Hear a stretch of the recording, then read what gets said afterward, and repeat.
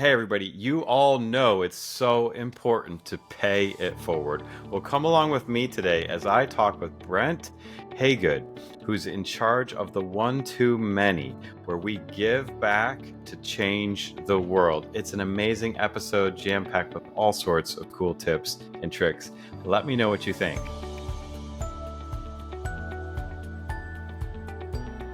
Hello, everybody, and welcome to another amazing episode of Plant-Based on Fire, where we talk about plant-based businesses and their inspiring stories to thrive in our industry.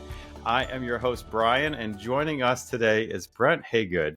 He is the founder of One to Save Many, the charity that not only raises vital funds, but also awareness around animal cruelty, inspiring others to take action. And welcome to the show, Brent. Thanks for being here. Hey, Brian. Thank you so much for having me. Excited to be here. It is, I forget, there was a couple different people that I've been talking to over the past year or so that have all mentioned you. And I was so excited when we got in touch and were able to connect and get you on the show. So, but let's start like a little bit back at the beginning here. Yeah. Like, what inspired you to start One to Save Many, and how does your journey as another vegan bodybuilder out there influence this venture? Well, it kind of was a weird thing. It started as a pay it forward. I like actually not even like just a pay it forward for animals, but I was, going and giving baristas in Starbucks, gift cards and just telling them, when somebody comes in, that looks like they're having a bad day, buy them a cup of coffee. Uh-huh. And that just eventually kind of evolved into, hey, I wonder if I could do a pay it forward for animals. So I had made 100 shirts. I don't know if you've ever seen the hashtag VGains shirt, but made 100 of these shirts. I sent them to a bunch of my friends, vegan, fitness friends on Instagram, free of charge. And I just asked them that, when they got the shirts, they just donate to their local charity, whatever they thought it was worth. And it was magical. Because one, it's amazing how many people don't think about donating to charity. So that was probably the biggest thing about it. Like, all these people for the first time started donating to their local charities. They found local charities. They got that good feeling that you get when you donate to a charity. Yeah. On top of that, now you have all these fit vegans that were wearing a shirt that said VGains on it, going to their gym. So like that was kind of the birth of it. And to tie into your question about the vegan bodybuilding, that's kind of turning vegan bodybuilders into walking billboards is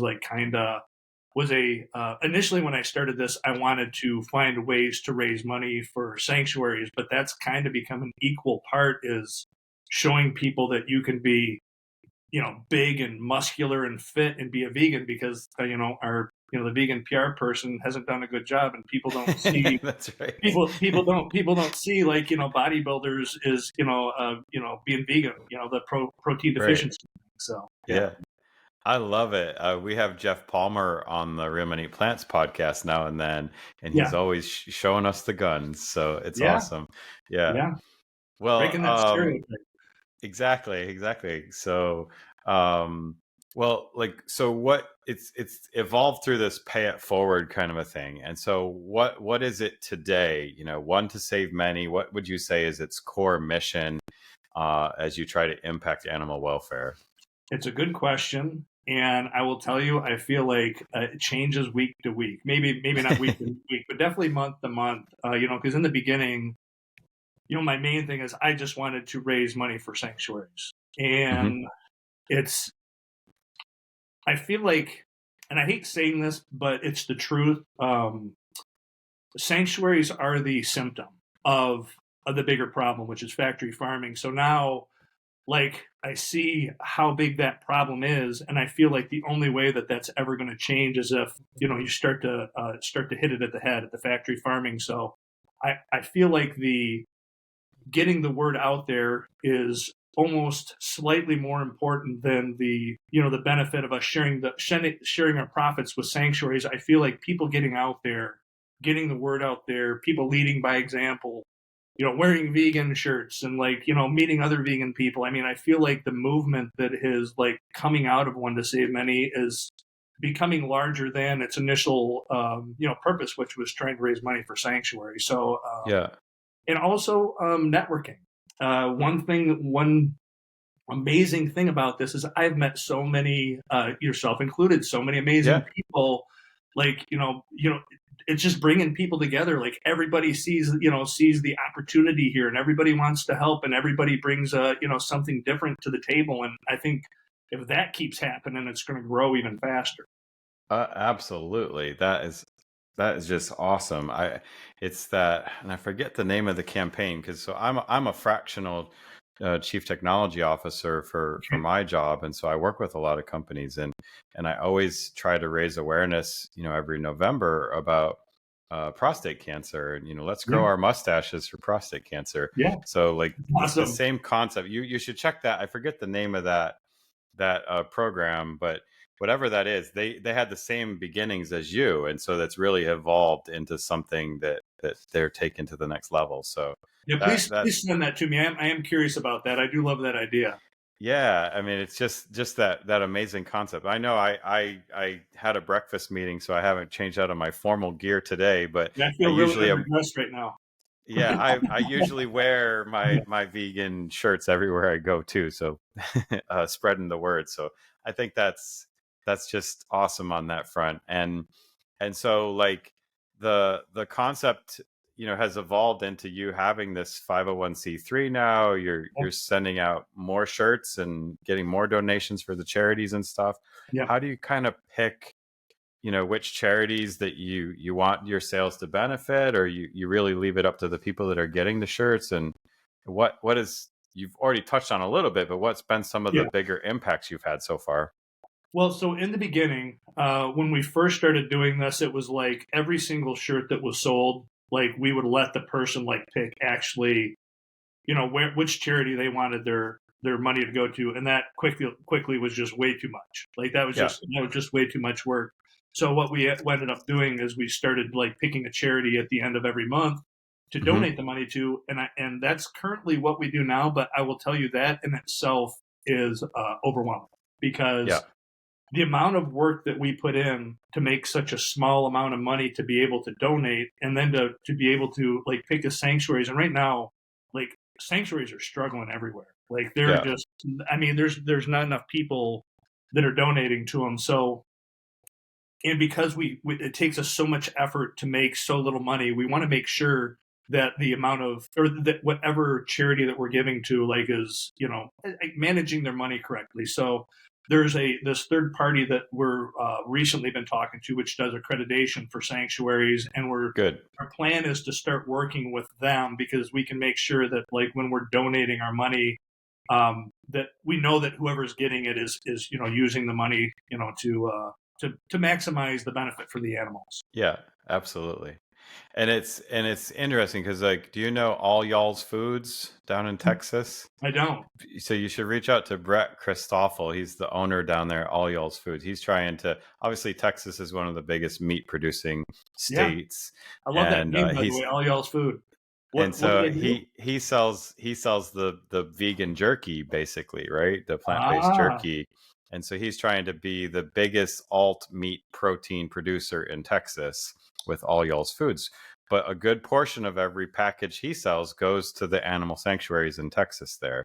I forget the name of it, but you should check that out because he's got a similar model. But there is so many ways that we can connect with these charities. yeah, But like, I did one of the Real Men Eat Plants podcasts a couple weeks back where we put up the kill counter at the beginning of the episode, and it was that's just sort hard. of shocking That's to hard. see how many animals Yeah, had died at the end of an hour-long episode. So I and it I was it's a speaking great with. idea, though. It's a really great idea to show people. Like, I feel like vegans on here would probably know that number. But if you get people Mhm. on here that are just curious about that, I mean, that is the ultimate indicator of, that impact. Yeah. Yeah, and it's just interesting because even us vegans, I think, would be shocked Yes. because we all expect a couple hundred cows to be killed while we're talking here or something. But at the end of the hour, I think it was almost 10 million marine animals. Yep. You know what I mean? So, you know, that's just shocking to me. Like we are literally dredging the oceans dry of salmon and everything else. So, Makes you sick. um, yeah, absolutely. So Yeah. anyway, we're trying to stick on the business Yeah. side of it here, and it's interesting because we've got some passion here on this front. And so I'm just trying to figure out, like, entrepreneurial, what were some of the challenges you faced while you're trying to bring this dream alive? And then, are you're the 501c3, but are you paying some of the team to just do a lot of the stuff and the profits go to it? Or like, what's your vision for some of those challenges that you've continued to face? Okay, well, so I'm going to blow your mind right now, but right now, internally, I am a one-man show. So, Okay. yeah, so like I have, John, I have Alex, I have Sean Russell. Like I have these people out there that are, going out and doing all these vegan events. They're on Instagram. Like I have friends like, Brooke Sellers, Miss Meatless Muscle, that's out there, like Yeah.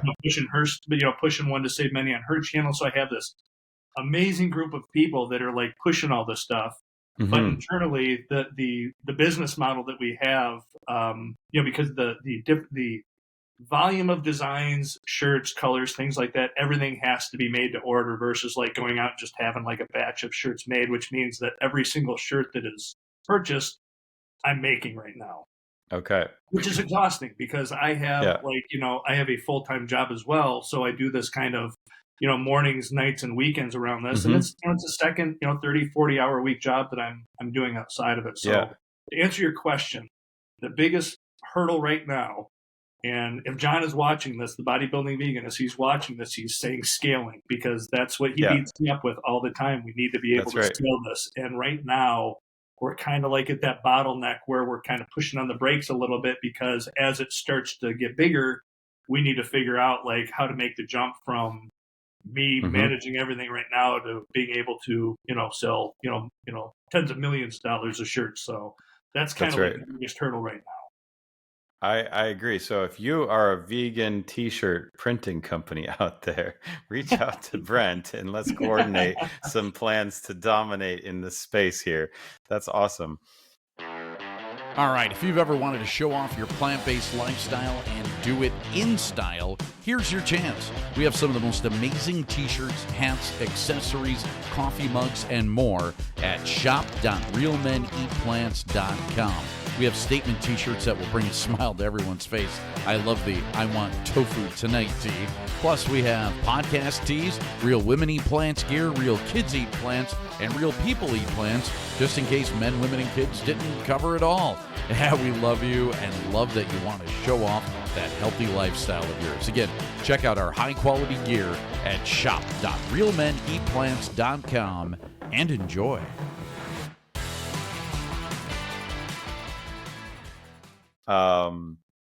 Well, yeah, I've helped so many businesses with some of the mentoring and stuff that I've done. So it's great to hear you, showcasing some vulnerability around the challenges that you're facing as you grow. It's always tough. You want to build it and be ready for it, but then you've done a great job getting the demand out there, and now you have the other problem of how do we scale on those fronts. So congrats. Well, one other quick thing I will add on there, which I think this is a big thing, is from the beginning, I actually own a couple other businesses. So right now, the overhead on One to Save Many is next to nothing because I'm operating it out of another business building that I own. I'm able to get like drastic shipping discounts, so there's the overhead on it's very little.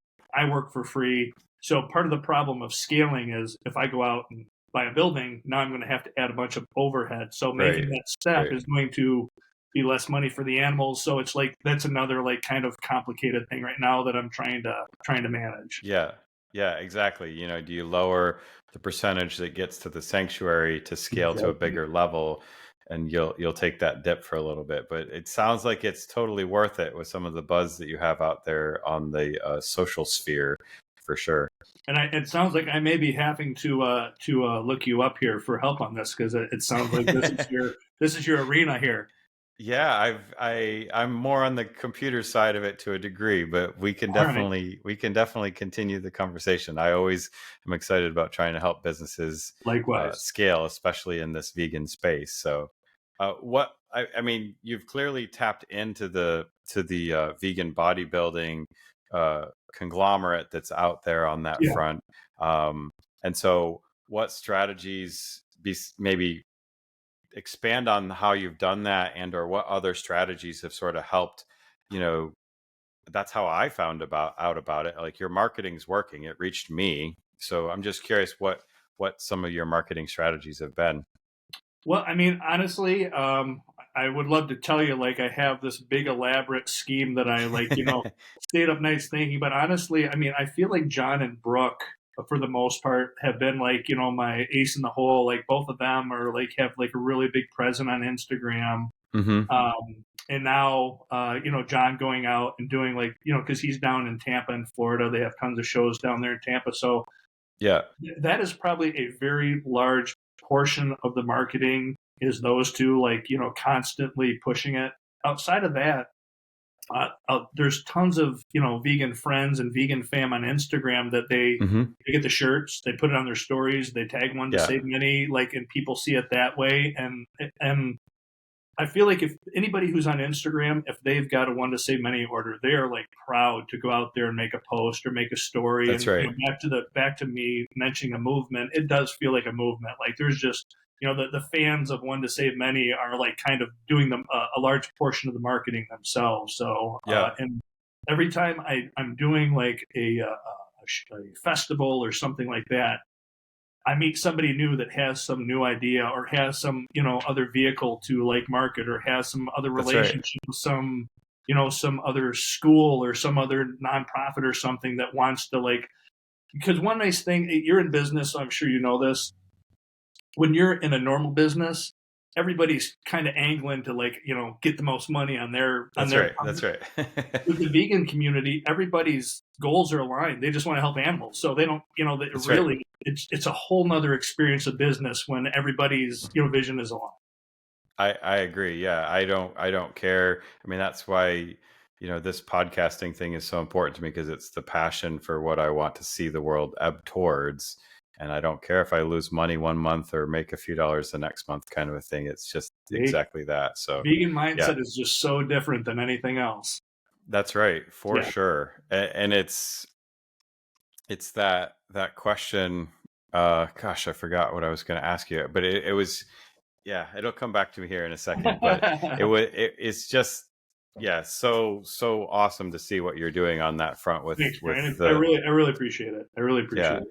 What so how are you measuring that? Like, we've got the kill counter kind of a thing. Do you have the save counter, or how are you measuring your impact on that animal welfare thing? Okay, so I feel like the initial answer in the back of my head is the number of shirts that are out there, because I mean, again, in my mind, walking billboards. So, like, that means that every time I ship an order, I know that somebody's going to be wearing a shirt, and like everybody in their bubble that they run into is going to see that shirt.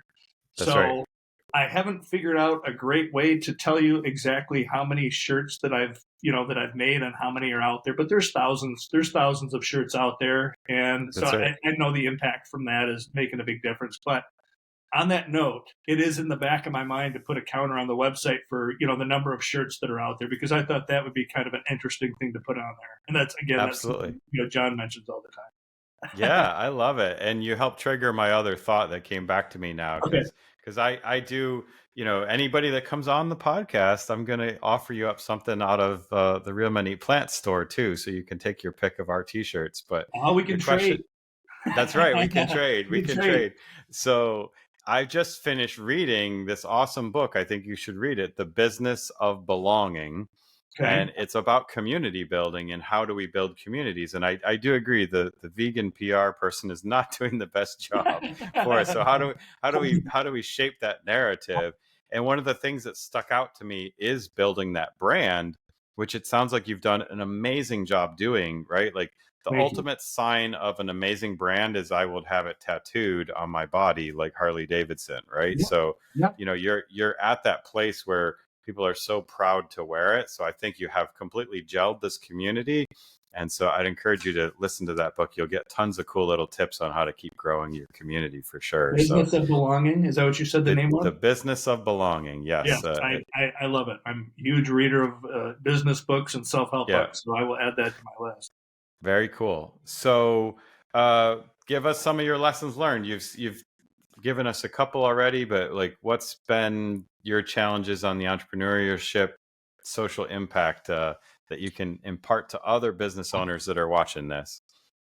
Well, so I have my other business is a business that, I had started out of my basement 20 some years ago. So I feel like I was fortunate enough to have gone through all of that to get to this, but it's a whole nother world now. So, time management is a tough one.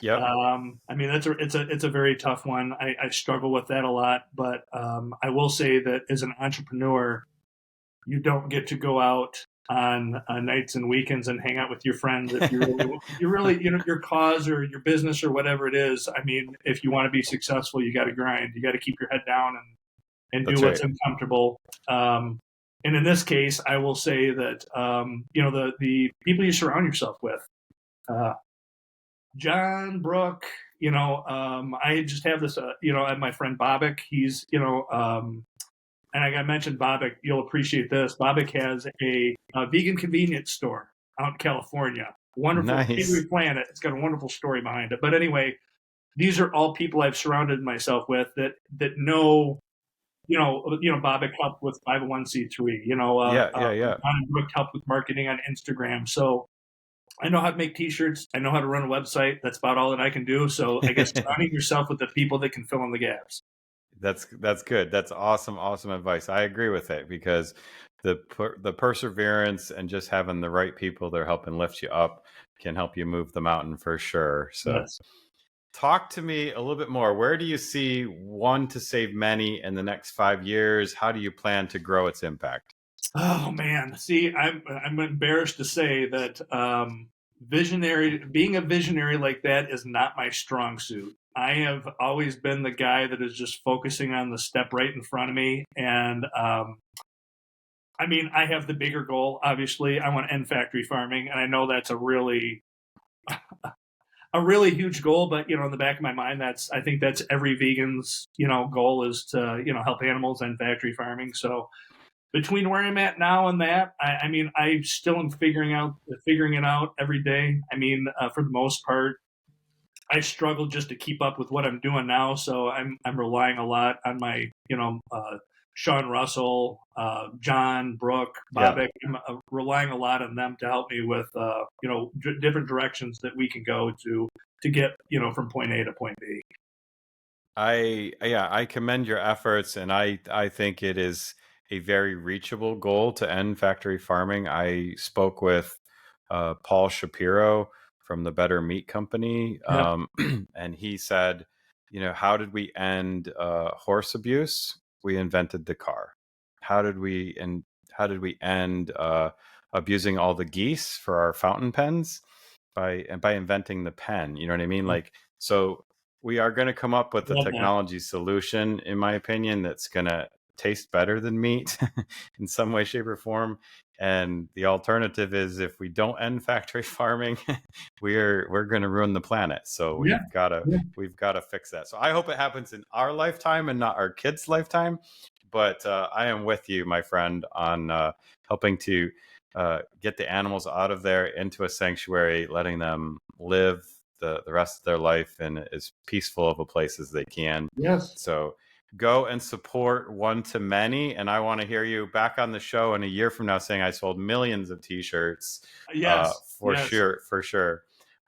So tell us one more time, Brent, like, what can we do as a community that are all watching this episode, and what are the best ways to get in touch? Well, I mean, I hate to say this because this is always an uncomfortable thing for a lot of vegans to hear, but being vegan is kind of baseline. Like, if you want to help animals, you actually need to do something. You need to either go out to a charity and donate your time, donate your money. So I would just say, look for some way to to make a difference.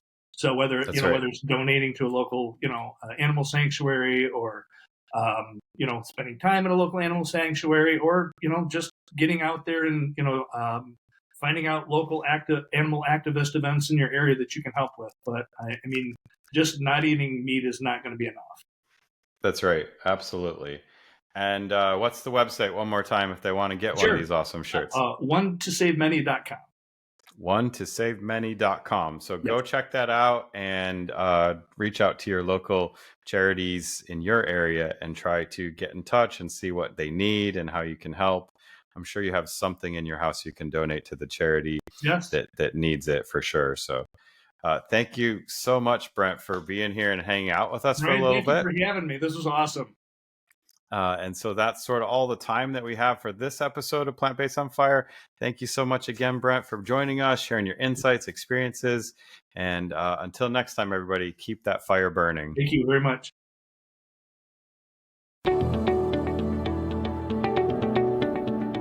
And that's a wrap for this episode of Plant Based on Fire. We hope you enjoyed learning about the innovative plant-based businesses we featured today and got inspired to support them on their journey. Remember, plant-based eating isn't just a trend. It's a way of life that benefits your health, the environment, and animals. By choosing plant-based foods, you're making a positive impact on the world and helping to create a better and more compassionate future. If you want to join the Real Men Eat Plants community and get even more resources to help you go and stay plant-based, check out our blog, podcasts, and 30-day challenge at realmeneatplants.com. Thank you for tuning in to Plant Based on Fire, brought to you by Real Men Eat Plants. Head over to Apple Podcast and give us a review and let us know what you think of this episode. Don't forget to tag us at Plant Based on Fire when you share this episode in your preferred social media. Wish to be a guest? We need to know about your plant-based business. Email us at pbof@realmeneatplants.com. We love hearing from our listeners.